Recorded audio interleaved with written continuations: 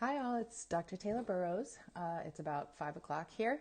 I am all cozied up. It was actually not that cold today, but I went to a coffee shop and did a little bit of work. And I wanted to respond to this question I got a little bit earlier from Kaya. I think I'm saying the name right, Kaya.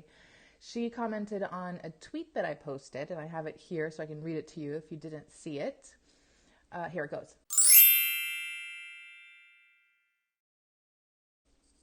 Here's a thought experiment to determine if you should try to save your relationship.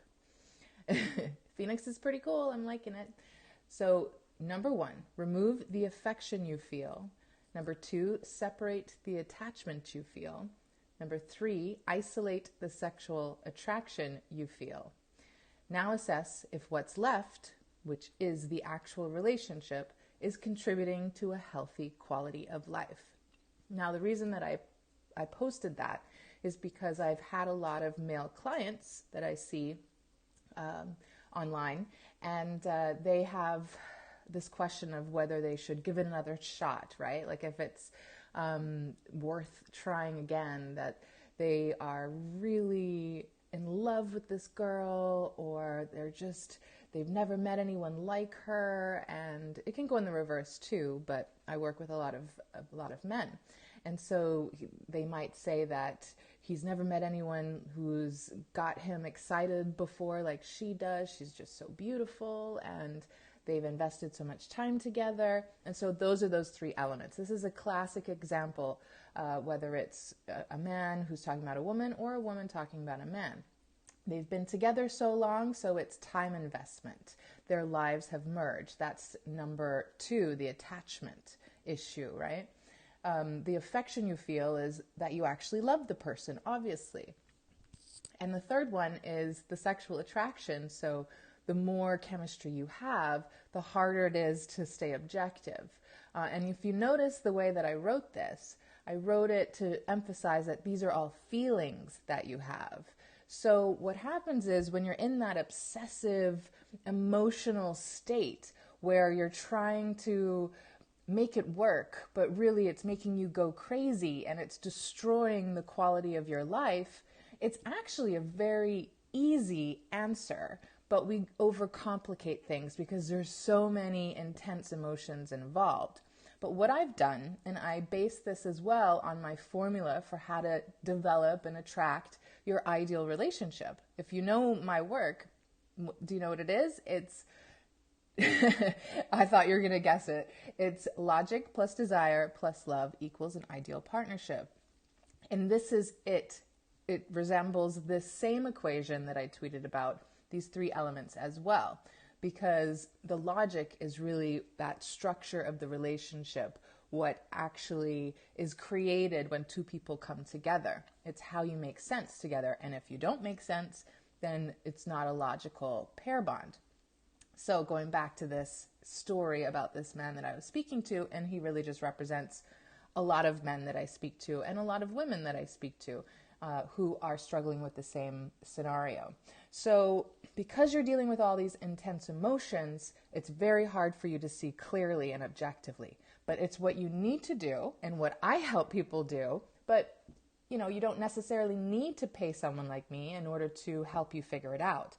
This is the thought experiment. I'm giving you the secret of what you need to do to figure it out. So remove the emotion, remove the affection that you feel for this person, just as a hypothetical. Okay, if I didn't feel like I love this person so much, if I didn't feel attached and invested in this person so much, and if I just forget about the sexual attraction right now, and I just look at what's left is how you function together as a system, right?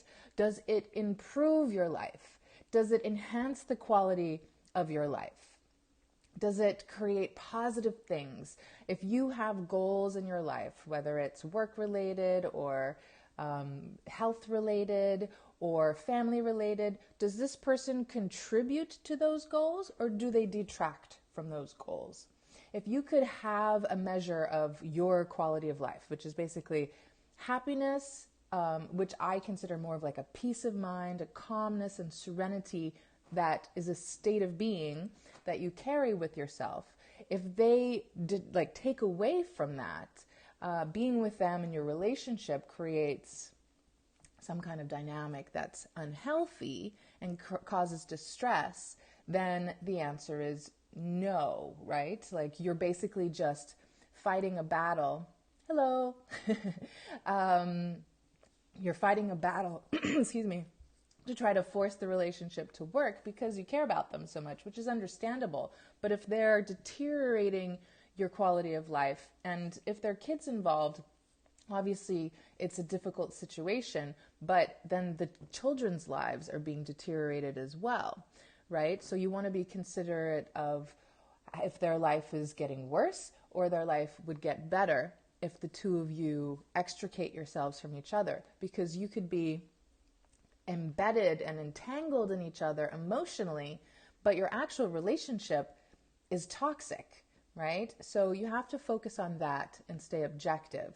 And really, it's just playing out this thought experiment is just really trying to remove the rest. So somebody had asked, what is left if you don't have affection, attachment, and attraction?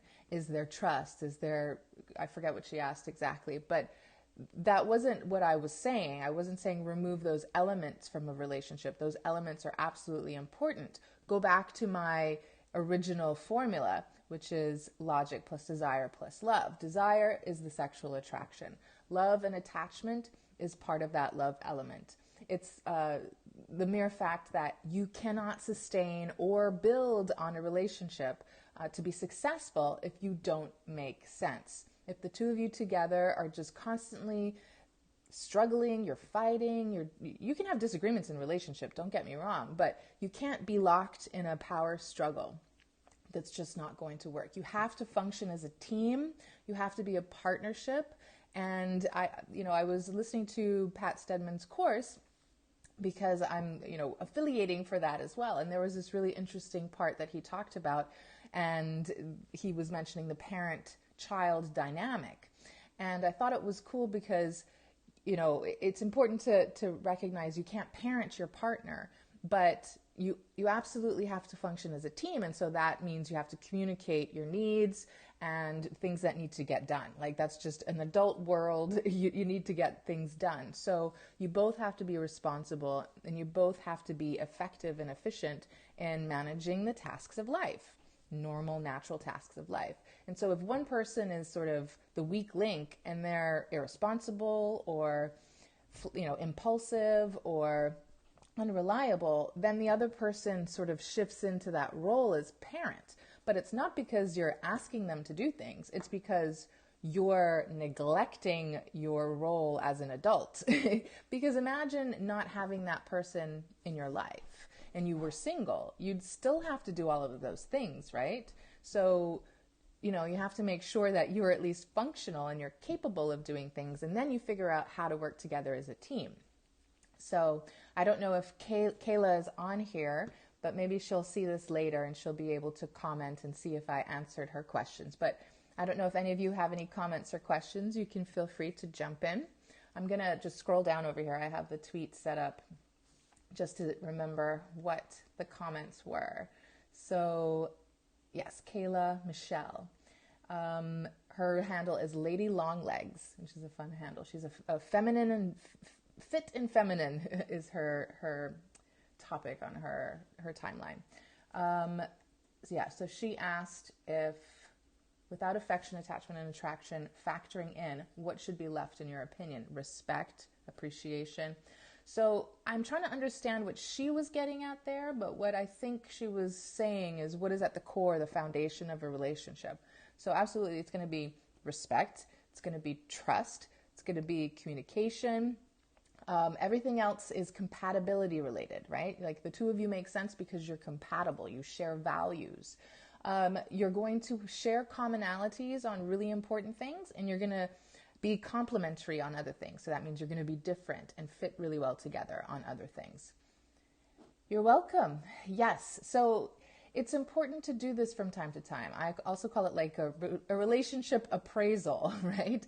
You need to make sure and check in with each other and see how you're doing. Because sometimes you can veer off and do your own things a little too much, and you sort of detach.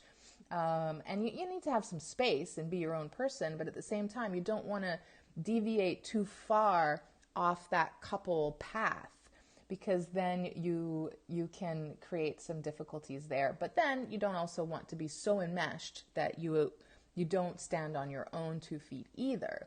So it's not about being dependent, and it's not about being independent, but it's about being interdependent, right?